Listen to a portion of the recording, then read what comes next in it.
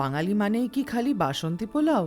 এই নারকেল দুধ দিয়ে তৈরি করা পোলাওটা ট্রাই করে দেখুন, ভীষণই ভালো লাগে খেতে। এই নারকেলি পোলাও আমরা বলজিতের শুভ লাভ গোল্ড প্রিমিয়াম বাঁশকাঠি চাল দিয়ে বানিয়েছি। চালটার সবচেয়ে বড় গুণ হলো এটা একদম আনপলিশড আর রান্না করার পর একদম ঝরঝরে থাকে। পোলাওয়ের জন্য এই বাঁশকাঠিটা ইউজ করে দেখবেন। প্রথমে বেশ খানিকটা ঘি একটা কড়াইয়ে গরম করে সেটাতে কুচি করে রাখা নারকেল ভেজে তুলে রাখবেন। আঁচটা যেন খুব কম থাকে, না হলে নারকেল পুড়ে যাবে।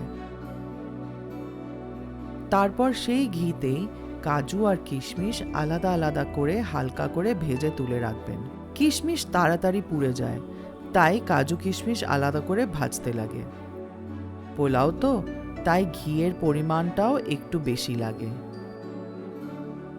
এবার গরম ঘিতে গোটা গরম মশলা, একটু নাড়াচাড়া করে ভিজিয়ে রাখা বাঁশকাঠি চালটা একেবারে জল ঝরিয়ে তারপর এই ঘিতে দিয়ে দেবেন।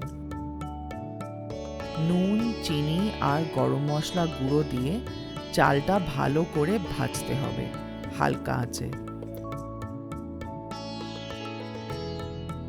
এর মধ্যে ভেজে রাখা নারকেলটাও দিয়ে দিতে পারেন। কাজু আর কিশমিশটা দিয়ে পরিমাণ মতো নারকেল দুধ দিয়ে দেবেন। একবার ভালো করে মিশিয়ে নিয়ে নুনটা চেক করে নেবেন। পোলাওয়ের জন্য একটু চড়া নুন দিতে হয়। একবার ফুটে গেলে ঢাকা দিয়ে ধীমে আঁচে রান্না করতে হবে।